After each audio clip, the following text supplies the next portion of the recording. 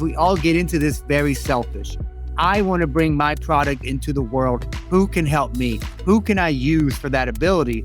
But I think that I've realized that things will come back to you if you also treat people with, some kindness, and you're generous and you're curious.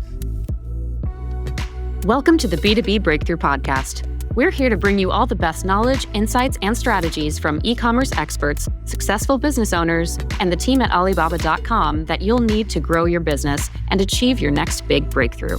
I'm your host, Sierra Cristo. All right, today we've got Justin McClure, the guy behind the Mighty McClures, one of the biggest family content creators online with 15 million followers and a casual 4 billion views. But here's what's cool. He's not just a YouTube wizard and storytelling pro. He's also jumping into the world of product creation with the Ultralight. We're going to chat about going from viral videos to inventing, how social media strategies actually work, and how his family's adventures fuel his entrepreneurial fire. Justin, welcome to B2B Breakthrough. Thank you. I was listening so well. I was like, wow, is that me? Who is that guy? Sometimes you've been doing this so long and you forget that you have 4 billion views. You forget about these things. Yeah, those stats are super impactful. And I mean, taking a beat to really reflect on what you've already accomplished. Yeah, it can sometimes rock your world a little bit. Yeah. My wife and I were talking about, we started in 2017 by accident. We had a viral video that kind of went out of nowhere. Next thing you know, we were on Good Morning America in today's show, and people were like, who is this family? Let's see more of them. And so, it's a little bit tricky. So for us, getting into other things like other verticals, other products, it kind of shows people that you need to be business savvy. You can't just say, I'm going to get in front of a camera and try to be entertaining. You have to have other verticals to really, really make it these days. So, you come from a production world. How has that kind of informed your journey with your family and your channel, and to kind of strategize that? Because as you mentioned, that's not a skill set that everyone has when they're starting out with this. So what was it about your background that really helped you feel confident in pushing that forward with the Mighty McClures? Well, I think I've always been a creative person. So getting into the whole YouTube world, when this kind of started, it was something fun for me because I said, I can work on my photography to take pictures. Because obviously in the beginning, the pictures kind of boosted the whole profile. I can work on my video editing. I can learn Adobe Premiere. I can learn all these different things. So it was a challenge on the creative side to not only be creative, but also learn the technology that went with that. I think it's important that people really have to love what they do, because you can't do it long if you don't love it. So it's like we're almost 10 years into it, but we're still coming up with ideas to be clever and creative. It's like, if you really love it, you'll do it forever. So in some ways, I think I'll always be a creative. But in the past few years, getting into the whole production world has also, production as in product, supply chain, all these different things has been a whole nother challenge for me, just like YouTube was in the beginning. So that's been a big challenge in itself, but it's also been very fulfilling to learn these things. Yeah. And so as you've been learning about the production world, the manufacturing world, has your family come along on that journey with you at all? Or, I know that you've kind of got a built-in focus group, a built-in writer's room, as you talk about these creative pursuits. Does that translate into the manufacturing world and everything that you've put into Ultralight? So it involves my family, but, in a very interesting way, meaning, here's the Ultralight. It's a light that I invented. It's 2025. I came up with this idea, I think, in 2021, and I never would have came up with it if it wasn't for my family. So we're doing YouTube videos all the time, 2021, 2020, and I'm thinking to myself, why is there a light for the phone? Why is there a light for the camera that goes on top of the camera, but you can't put a microphone as well? And then I have to have a light over here. There should really be a light that works with every device. I want something portable, works on a battery. And I looked and looked and looked, and there was nothing out there like it. And then I had that light bulb moment of like, what would it be like to invent that light? And then that's when it stopped there, because I had no idea what the next step was. I had no idea. My family was very supportive, because early on, when I told them about the idea and other people, they were like, yeah, that's a great idea. Like, if that was out there, I would buy it. And so I was just really, really dedicated from that point. I said, I really would like to bring this light into the world, because I really believe in it. Like, if only one person buys it, me, I want it. I want to be able to use it. So that was 2021. And then it was a couple years before, maybe it was a year and a half before I got my first prototype. And that was a whole journey of learning about how to get a prototype. And then probably the best money that I spent was on a industrial designer. And this is something great for everybody out there. I spent, I think it was $10,000, which I thought at the time was a waste of money. But I took my idea and somebody said, Justin, you really should give this to an industrial designer. I gave it to the industrial designer, and what they did is they made this. Before this, it wasn't sleek. It was like junky looking, but this here was something that could be manufactured. Whereas what I designed, what I drew out, it couldn't be manufactured. So the industrial designer, one, he made it sleek and modern and great. But the main thing is he sent me something that could be manufactured by parts. Then I was able to, that gave me so much leg room up on where I was, because I was able to send that out to different potential suppliers and say, hey, here's the CAD. This thing can already be manufactured. I'd like to get quotes.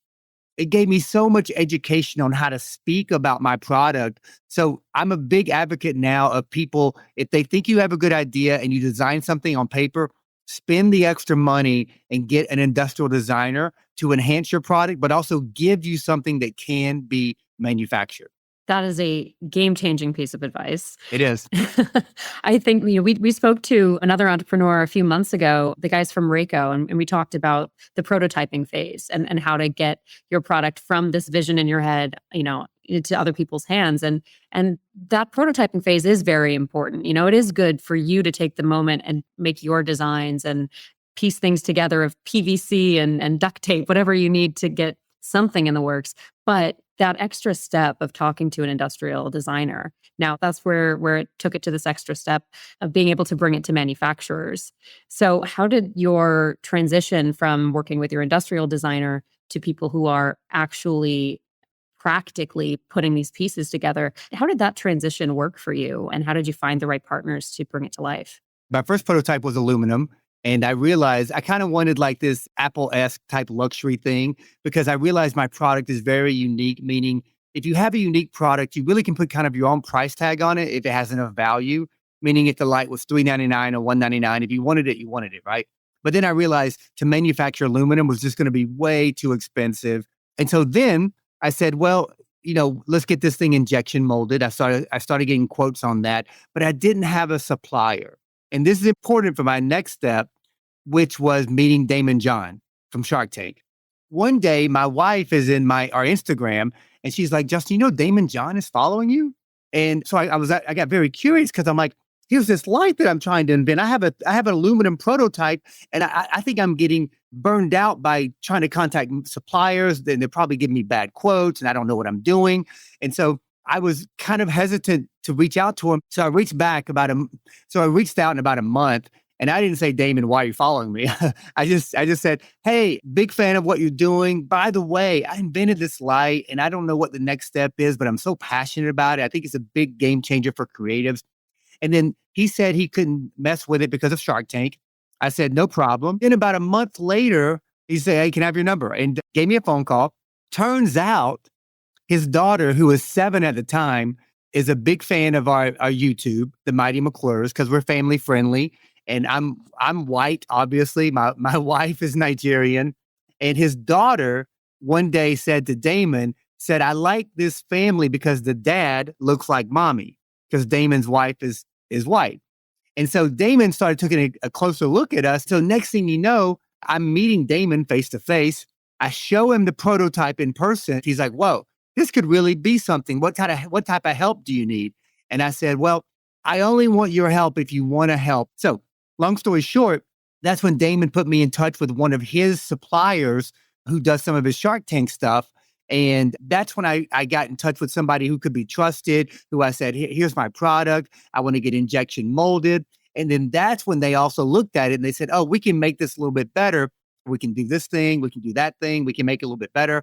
And so meeting Daymond, which is rather fortuitous, got me into that world, which once again got me to kind of a trusted supplier. Fast forward until now, and we're about to have 2,000 units roll out of Ningbo all the way here to the US and it's time to sell this stuff. It's so important for people in my space, creatives, YouTubers, or Instagram, TikTok, whatever you do, to not give up because it can be done. It's not as complicated as you think. You just have to really, really focus on it because it can be overwhelming. But if you really, really want to do it, I think I'm proof that it can be done because a few years ago, I had no idea about any of this. I just sought to really learn something every day. And I knew that like I wanted to see my light as a reality that people could buy and purchase and use and hopefully get the same value from that I've got. Yeah, I mean, your story is such a huge testament to the value of building relationships in this world as well. I mean, there's so much that's fortuitous about the way that Damon John came into your life, but you seize those opportunities. They come to you, and you have to take advantage of them in the most positive, constructive way possible, and continue to build on them and find those the manufacturers who are able to support you and change the way that you approached injection molding and all of those processes. And so hearing the story from you and all that you've learned in that process, what were some of the surprises to you along the way, or the things that really caught you off guard that you were able to learn and grow from, that you would maybe pass on to another entrepreneur and say, keep an eye out for this? I want to go back to something We you can come back said to about it, yeah. relationships, about relationships. Now, Damon John's on Shark Tank. Now, the way I approach this, and this is important for me to say, because anybody listening, is I tried to add more value to Damon's life than he could add to my life. I went into his life and I said, his YouTube kind of sucks. I could help make that better. I could give some ideas over there. He needs some help over here with this company. Hey, Damon, you'll be coming as a fractional CMO. I'll go in there, wreck stuff up, make it better. So after a while, he got really inclined, I think, to help me more because I was just adding value to his life. And then he was just like, whatever Justin needs, you give it to him because he's proven his worth around me. So I think that's really important. How do we add value to other people? Because we all get into this very selfish. I want to bring my product into the world. Who can help me? Who can I use for that, for that ability? But I think that I've realized that things will come back to you if you also treat people with, some kindness, and you're generous and you're curious. Yes, I think you raise a great point. It's when I say take advantage of these relationships, it's more about seizing the opportunity when it presents itself to you, but building it and really nurturing that connection. And as you've built and nurtured that connection, you've learned a lot in the process. And so as you're learning about each other and the way each other operates, what were some of the learnings and lessons along that path that caught you off guard, caught you by surprise, that you are now in a position to continue adding value to other relationships in your life and say, I did not expect this hurdle in this journey? I would say the biggest thing in that way that I've learned is how long everything takes. It's like, I'm part of this whole like Kickstarter community with a bunch of inventors. And I think people get excited. They're like, I have this idea and I want to bring it to market in 6 months. And I'm just like, listen, this has been 4.5 years. So in the beginning, Damon wasn't really excited about the light because he gets 400 products. But the biggest thing I think from him and to the suppliers and other things is just, how much time things take, the patience you have to have for little changes. Even right now, we're missing deadlines. And I knew that we would. When we did, I'm like, I knew we're going to miss them. Like nothing never happens on time. I think also, if you're really dedicated along the way, you have other things you're doing. I'm not just waiting around all day for your email of like, what's going on with the light. I got other things to do. I'm hoping for that email, but at the same time, I'm going to go do these other things over here, And it's a testament to your passion. It really tests you and says, if I can't make this work in 6 months, I'm out. If you have that kind of attitude towards building your product, this may not be the product that's going to take you over the finish line. And so to sit here and say, even you saying, this has been 4 years in the making, that's in the world of manufacturing and product development, that's relatively brief. I mean, there are some long lead times to bringing a product to market. And, 4 years, it's definitely, you've put in the time to life. Think about it. Let's go back to YouTube even. YouTube is not calling me for a video. Facebook is not calling me for a video. So a lot of people get into YouTube and they say, I'm going to be a content creator. And they'll tell me this. And I'm like, you are out of your mind if you think in 6-9 months you're going to be monetizing and making money from this, as saturated as it is, like 2 years minimum. And then I mean, you kind of see the blood drain from their face. They're just like, oh, I thought I could do this quicker than that. And I'm like, we've been doing this a long time and we've got 4 billion views and we have never missed uploading in a week. Like we upload every single week, even when we made the best money that we've ever made. We didn't take time and say, hey, we're going to relax for 2 months. We kept making content. So I think when you keep that type of drive, you realize that 6 months will go by fast, a year will go by fast. And next thing you know, for me, the light, 4 years. So I think with our career and relationships and inventing, it's that level of patience is required to be successful. It's not going to happen immediately, period, in life. Yeah, you need to invest the time on top of all of the other resources. Time is the biggest resource that you can really dedicate to making your product and your business successful. You mentioned some of these hurdles that, may interrupt the flow of a relationship and really just put a damper on the whole process. So what are some of the hurdles and the challenges that you're facing even in this most recent phase that's making it challenging for you to bring alternative? Yeah, there's a lot of hurdles. And they're all like little fires you put out. And then there's another one right around the corner. But fulfillment. So let's say that you invent something and you put in an order. And let's say, my cost of goods on this is like $40 and I'm going to sell it for 189 because I'm marking it up, enough to make a profit. And so, okay, then my cost of goods is 40. If I'm getting 2,000 of them, that's $80,000. So you put in an order for 80,000. And then, so they're going to come over on the ship or the airplane for me to ship because that's cheaper. Where am I going to put it? Where am I going to put it?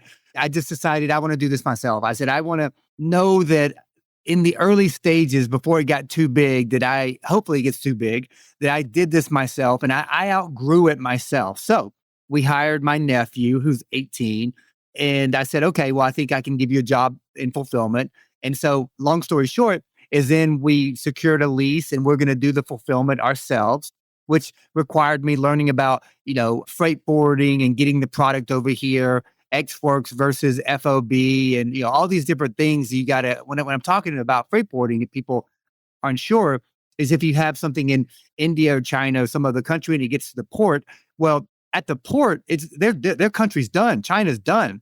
So then you have to get it over into your country for me, and that's called freight forwarding. And so then you got to deal with customs and duties and taxes and all that kind of stuff. So after learning about that, then I was like, okay, well, we got to get it all the way to this fulfillment center. And then I got to learn about shipping. So that's been the biggest hurdle of the past probably month, is just figuring out what to do with this product. But the good thing there is to segue into, we have 2 other products. My wife has a skincare line, which we're sourcing.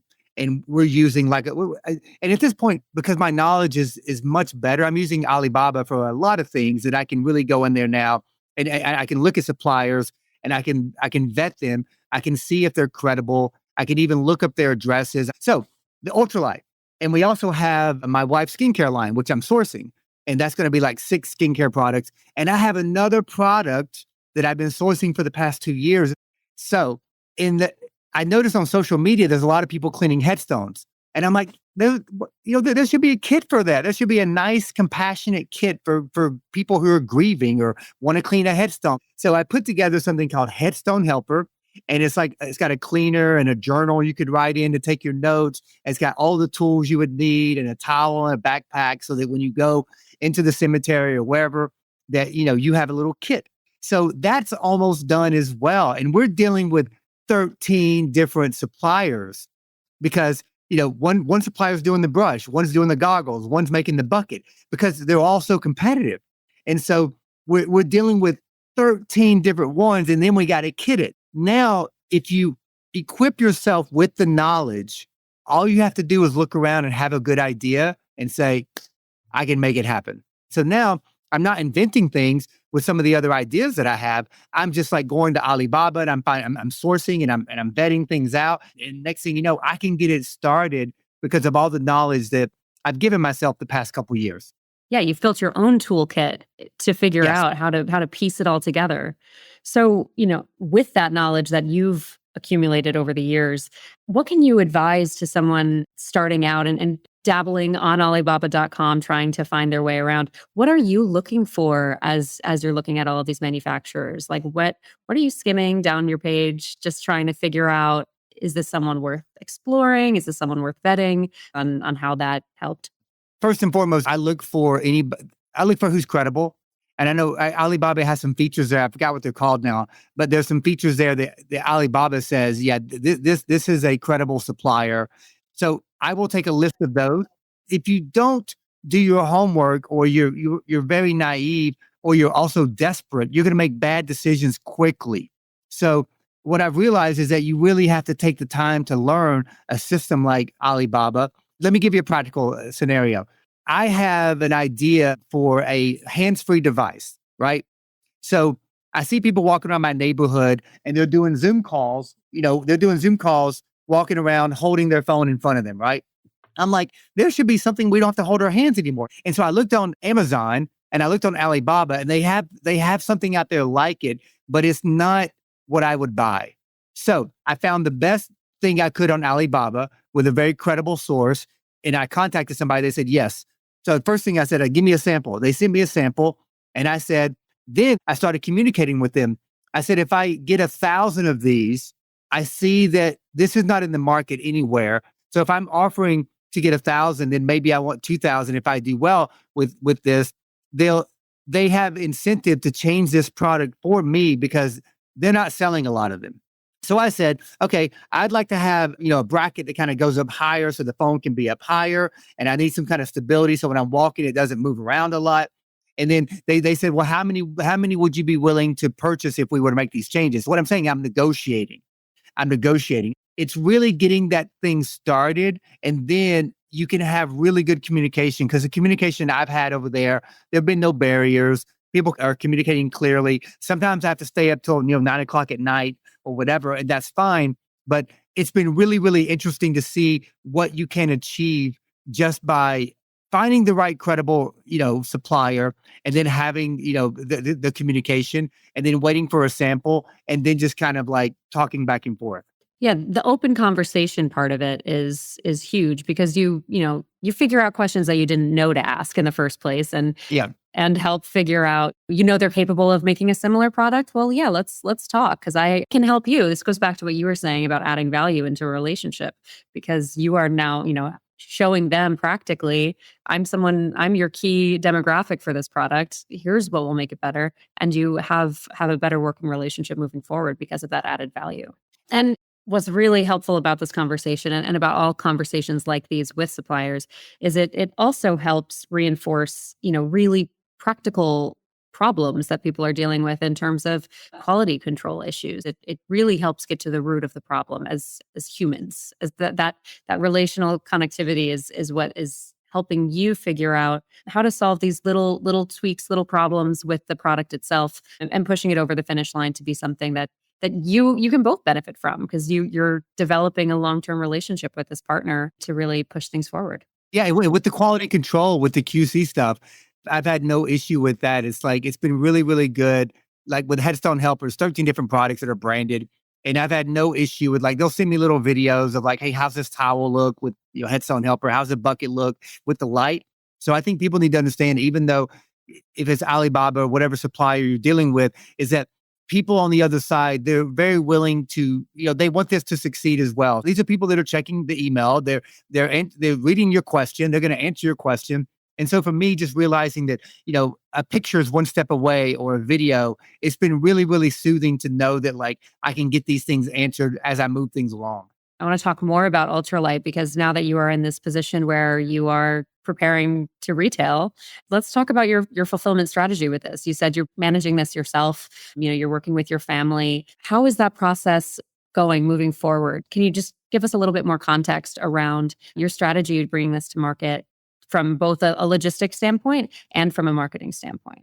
Well, so we're using a Shopify side. Hopefully, retail for me is not really the play right now. I think I can do better in the e-com space, hoping. So, but my strategy right now is I'm trying to reach out to creators, and I'm trying to reach out to top level, influencers. And I'm just trying to get to them light and say, hey, and this is important for people too. It's like, when you're in my world, try not to ask too much of people, meaning I will give you more. If you are somebody, you just say, Justin, man, I like what you're doing. I really think you might like my product. Can I send it to you? That's it. That's what I do. So I think it's important for people that if you find the right people who will love your product, just send it to them. And especially as an early adopter, I mean, I've had my light out to enough people that I know it's a good product, but I could send it out to you and you may not love it. I would love to hear your critique before I'm selling, thousands of units. I want to know early on that you think this about it. I'm like, oh, okay. Well, before I order the next batch of 5,000, maybe that's something I need to consider looking into, like playing around with that feature or that lack of something, right? So on the marketing side, obviously I'm gonna have to run ads. And that's another thing is in the past 2 years, I never ran ads before, but I've become kind of an ad expert. And I didn't realize that. But once I realized through Kickstarter is that my ability to tell stories made me an excellent digital marketer because the ads that I put together myself performed exceptionally well, like crazy well. And at some point, I'm just trying to get into the hands of the right person who will be the tipping point. And that's being at the right place at the right time, trying to get to CES and VidCon and all these places where the creators are and just really, really hustling it that way. So that's what I'm doing on the marketing side, which is a lot of work. On the fulfillment side, like I said, we're going to have our own fulfillment center, and I've got a nephew that I'm going to train. So right now, we're just trying to, solve all the little problems that might be coming up. But I think we're doing a good job. My biggest thing right now is I tend to do everything myself because I'm a doer and I have a lot of skills myself, which can be a detriment. You find yourself doing everything because you're capable. So my biggest thing is I got to figure out a way to scale because I need to look at it the bigger picture because I find myself getting there and doing that graphic or learning this thing about AI. And next thing you know, it's been 4 days of like, I haven't really accomplished a lot. I've learned a lot of new things, but I haven't done a lot. So I think my biggest challenge, and maybe other entrepreneurs too, is I got to figure out how to scale better. And there's no way I can grow this company and others by being the guy doing things. Is the complexity of sourcing holding you back? Are you getting overwhelmed by information in an endless search? Now sourcing for your business has never been easier.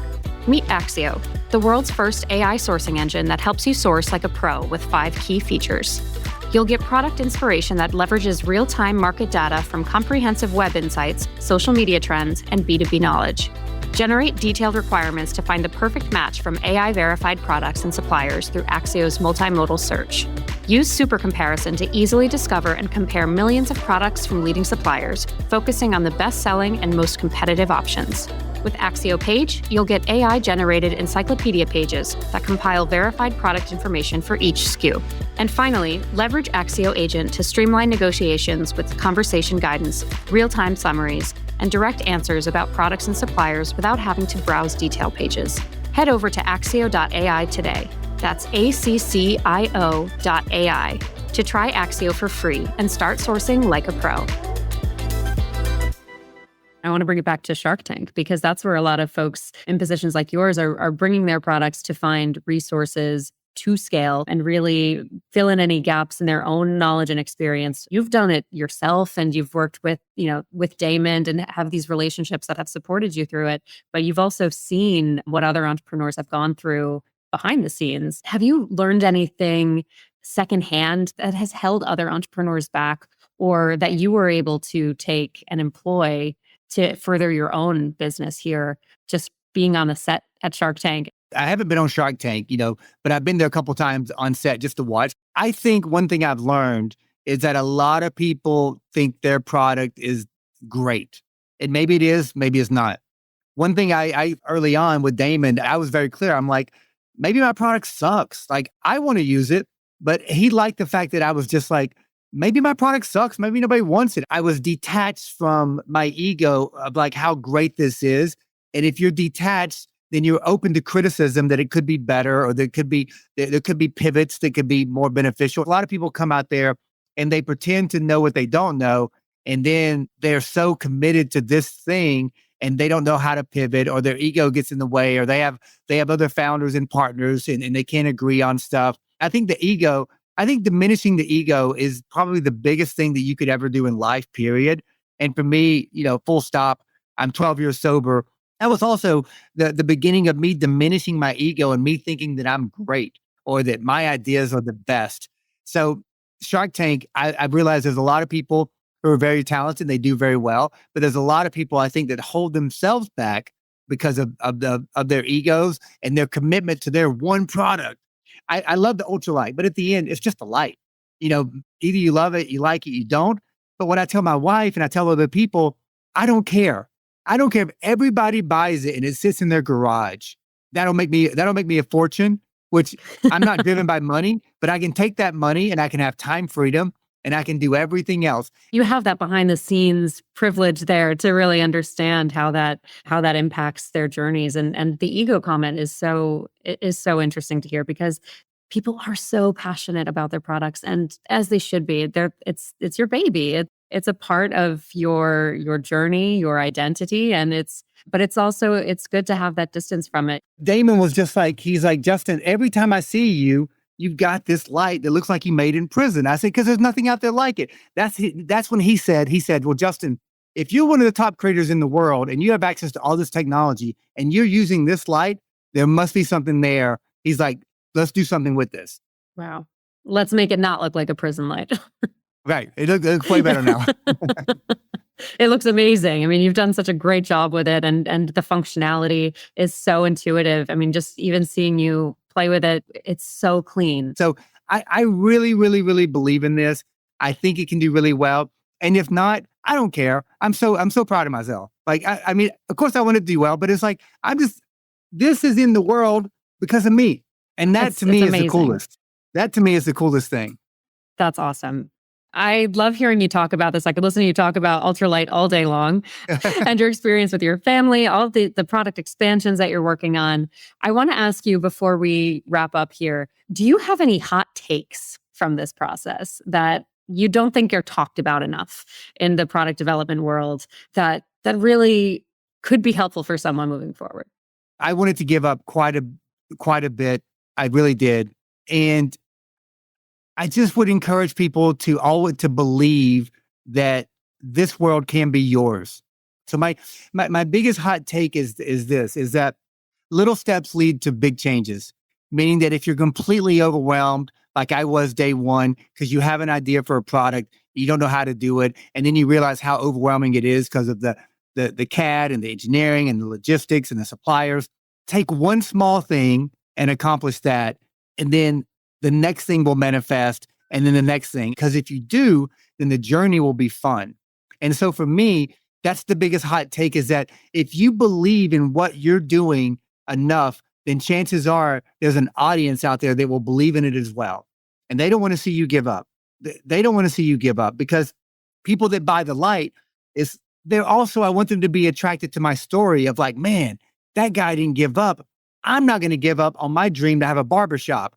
I'm not going to give up on my dream to do whatever it is. The biggest thing is figure out a way tomorrow to put one foot in front of the other one and do something you didn't do today, the 1% better. So the passion doesn't override that impulse to quit. It's the small decisions along the way that... It's like either we live passionately or we don't. And at some point I won't be here, and I want my life to be filled with fun things and excitement and passionate things. And bringing this into the world has been one of those.